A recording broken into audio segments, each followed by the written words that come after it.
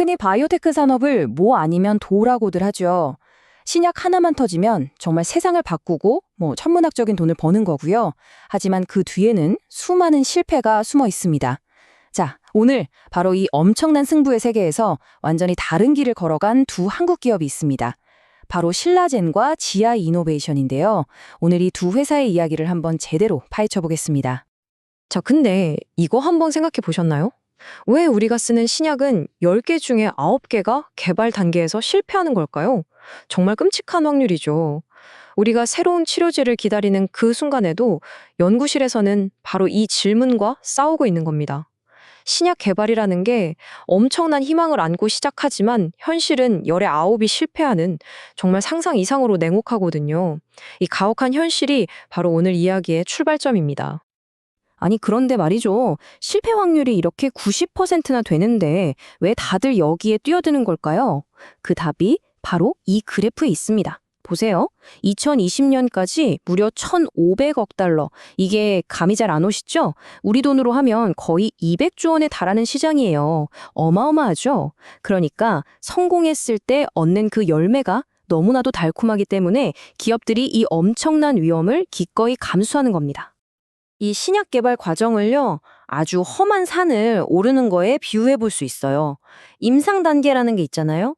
처음엔 소수의 건강한 사람한테 안전한지 보는 1상, 그 다음엔 소규모 환자들한테 효과가 있는지 살짝 보는 2상, 그리고 마지막 관문이죠. 수백, 수천 명을 대상으로 기존 약이랑 직접 비교하는 3상까지. 이게 한 단계 올라갈 때마다 돈이랑 위험이 정말 기하급수적으로 커져요. 특히 저 마지막 3상에서 미끄러져서 추락하는 경우가 정말 허다합니다. 자, 바로 이 험난한 산을 오르기 위해서 오늘 우리가 살펴볼 두 주인공이 서로 완전히 다른 등반 루트를 택했습니다. 한 회사는 신라젠, 다른 한 회사는 GI 이노베이션. 과연 이 두 회사의 전략은 어떻게 달랐을까요? 그리고 그 선택이 어떤 결과를 가져왔을지 지금부터 한번 보시죠. 이 표를 보시면 두 회사의 차이가 정말 한눈에 들어옵니다. 먼저 2006년에 세워진 신라젠. 여기는 항암 바이러스라는 딱 하나의 핵심 기술에 모든 걸 걸었어요.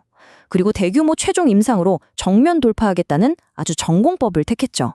반면에 11년이나 늦게 시작한 2017년 설립된 GI 이노베이션은 전략이 완전히 다릅니다.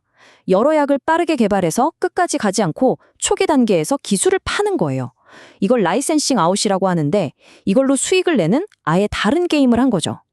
그럼 이 두 회사가 믿었던 그 희망의 과학이라는 게 도대체 뭐였을까요?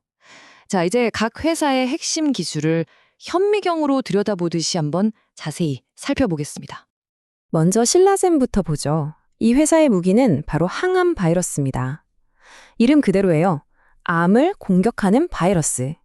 이걸 어떻게 생각하시면 쉽냐면 암세포만 딱 골라서 공격하는 스마트 폭탄 같은 겁니다. 주변에 멀쩡한 정상세포는 건드리지 않고 암세포에만 쏙 들어가서 거기서 막 증식하면서 암 덩어리를 안에서부터 터뜨려버리는 거죠. 대단하죠?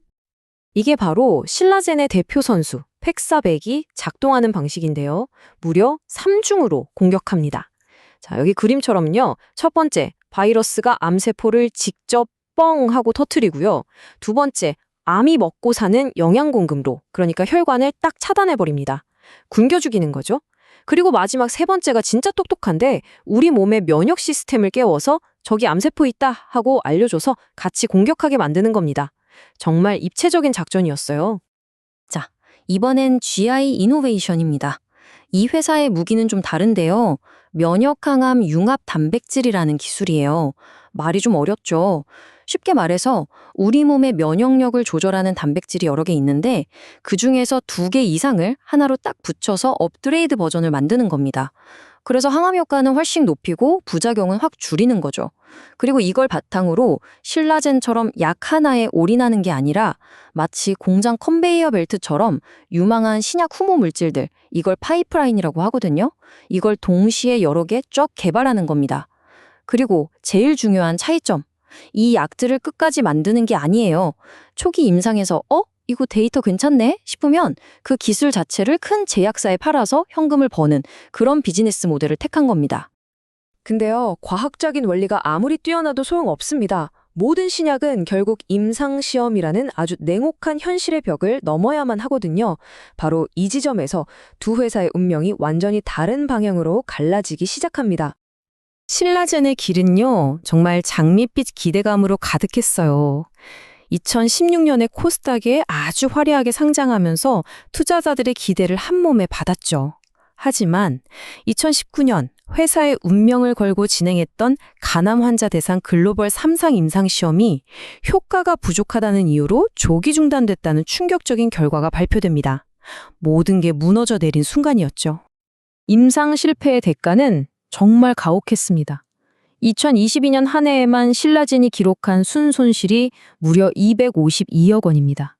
이 숫자 하나가 모든 걸 말해주죠. 단 하나의 파이프라인에 회사의 모든 것을 걸었던 전략이 실패했을 때 어떤 재정적 충격이 오는지 정말 명확하게 보여주는 겁니다. 그런데 반대로 GI 이노베이션은 완전히 다른 그림을 그려 나갔습니다. 이 4단계 과정을 보세요. 일단 유망한 약을 빠르게 초기 임상까지 진행해서 좋은 데이터를 만들어요. 그리고 그걸 가지고 유한양행이나 일본의 마루호, 중국의 심시어 같은 큰 회사들한테 기술을 팔아서 막대한 계약금을 챙기는 거죠. 그리고 진짜 중요한 건 이 다음입니다. 그 번 돈을 다시 연구개발, R&D에 쏟아 부어서 다음 성공을 준비하는 거예요. 이른바 선순환 구조를 만들어낸 거죠. 시정에서는 GI 이노베이션의 이런 똑똑한 전략을 명백한 경쟁 우위라고 평가합니다. 그러니까 인생 한 방 하고 끝내기 홈런만 노리는 게 아니라 계속 안타를 쳐서 꾸준히 점수를 내고 위험을 관리하는 방식, 이 방식이 제대로 인정을 받은 거죠. 자, 이렇게 극명하게 운명이 엇갈린 두 회사의 여정, 과연 우리에게 어떤 교훈을 남겼을까요? 핵심만 딱 정리해 보겠습니다. 이 표가 사실상 오늘 이야기의 모든 걸 요약해 줍니다. 신라젠은 팩사백이라는 단 하나의 약에 모든 걸 거는 그야말로 하이리스크 하이리턴 전략이었죠. 하지만 결정적인 3상 실패로 큰 어려움에 빠졌습니다. 반면에 GI 이노베이션은 여러 파이프라인으로 위험을 쫙 분산하고 단계마다 기술을 팔아서 수익을 내는 전략으로 안정적인 성장의 발판을 만들었고요. 네, 바로 이 지점이 오늘 이야기의 핵심 교훈입니다. 투자자든 아니면 이 분야의 혁신가든 꼭 기억해야 할 부분이죠. 아무리 위대한 과학기술을 가지고 있어도 그 기술을 환자에게까지 전달하는 그 험난한 과정을 어떻게 헤쳐나갈 것인가. 즉, 이 비즈니스 전략이 과학기술 그 자체만큼이나 아니 어쩌면 그 이상으로 성공과 실패를 가릴 수 있다는 겁니다. 결국 이 질문을 던지게 되네요. 이 승부수가 난무하는 바이오테크 세계에서 과연 더 중요한 게 세상을 뒤집을 만한 혁명적인 아이디어일까요? 아니면 그 아이디어를 현실로 만들어내는 완벽한 실행 전략일까요? 여러분의 생각은 어떠신가요?